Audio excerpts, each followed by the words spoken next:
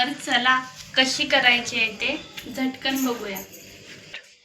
कोल्हापुरी पद्धतीची झणझणीत मिसळ। नमस्कार, आलिशा किचन रेसिपीमध्ये आपलं स्वागत आहे। आज आपण बनवणार आहोत कोल्हापुरी पद्धतीने झणझणीत मिसळ। तर त्यासाठी लागणारं साहित्य, आम्ही 6 माणसांसाठी मिसळ करणार आहोत। तर त्यासाठी मोड आलेली मटकी 3 वाट्या घेतलेली आहे।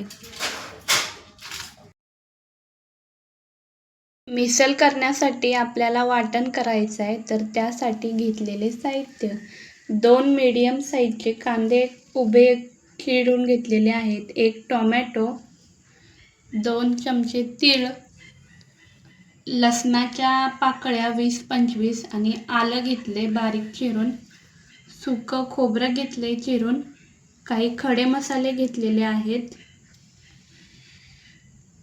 मटकी घेतले मोड आलेली।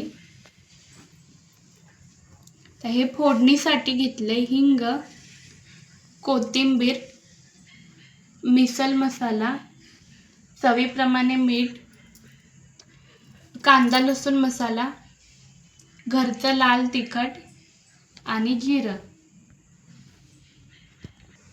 मार्केटमधून खरेदी केलेला भरपूर सारा असा फरसाण। आणि मी आणि सासूबाई असंच विचार करत बसलेलो की संध्याकाळी जेवण काय करायचं।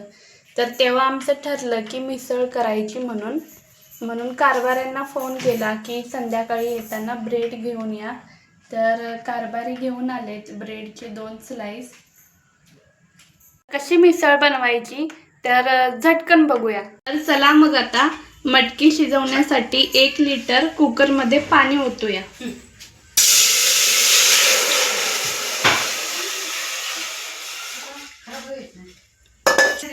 ह्या पाण्यात आपण आता अर्धा चम्मच हळद टाकायची आहे,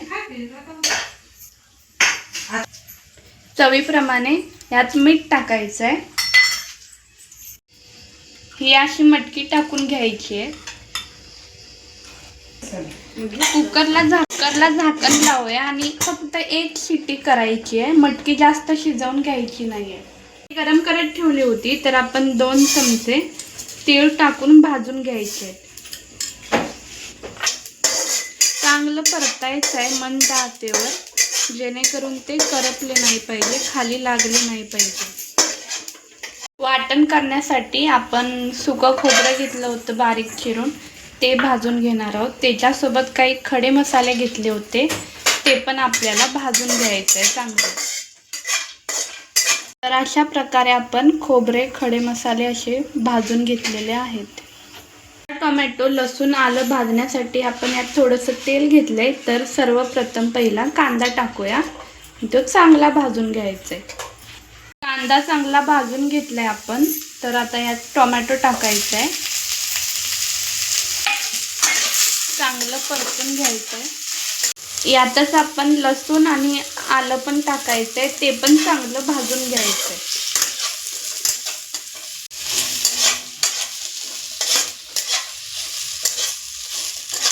वाटण आपण आधी खोबरं, तीळ आणि काही खडे मसाले घेतले होते, ते बारीक करून घेतोय, भाजून घेतलेलं आहे। तर आपण आता हे मिक्सरच्या भांड्यात काढून घेऊया वाटण करण्यासाठी।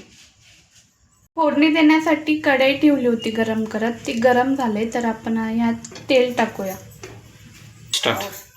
आता आपण यात तेल गरम झालंय, तर आपण हिंग टाकूया।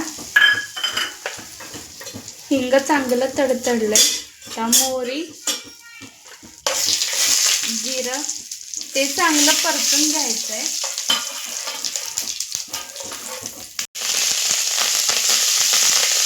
पत्ता पण त्यातच टाकायचा आणि चांगलं परतून घ्यायचं आहे मंद आचेवर, जेणेकरून खाली लागलं नाही पाहिजे। वाटण केलं होतं, तर तो मसाला यात टाकूया।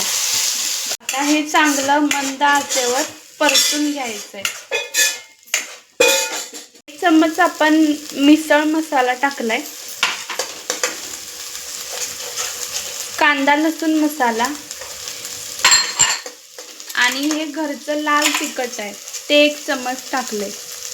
तर हे चांगलं परतून घ्यायचं आहे। फोडणीमध्येच 1 चम्मच तीळ टाकायचे, चवीप्रमाणे थोडंसं मीठ टाकायचं आहे, कारण आपण मटकी शिजवताना पण टाकलेलं.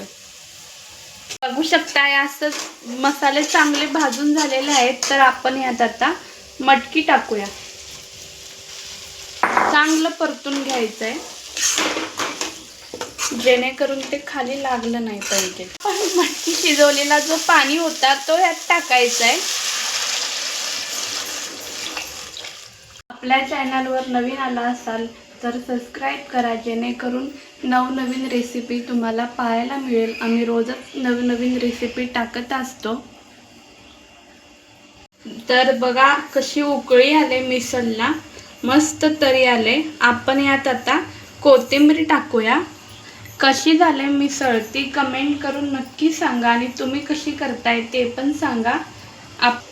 आपल्या फॅमिली सोबत ही रेसिपी नक्की शेअर करा. तर अशा पद्धतीने आम्ही मिसळ बनवली आहे. तुम्ही पण घरी मिसळ करून बघा आणि कमेंट करून मला नक्की सांगा.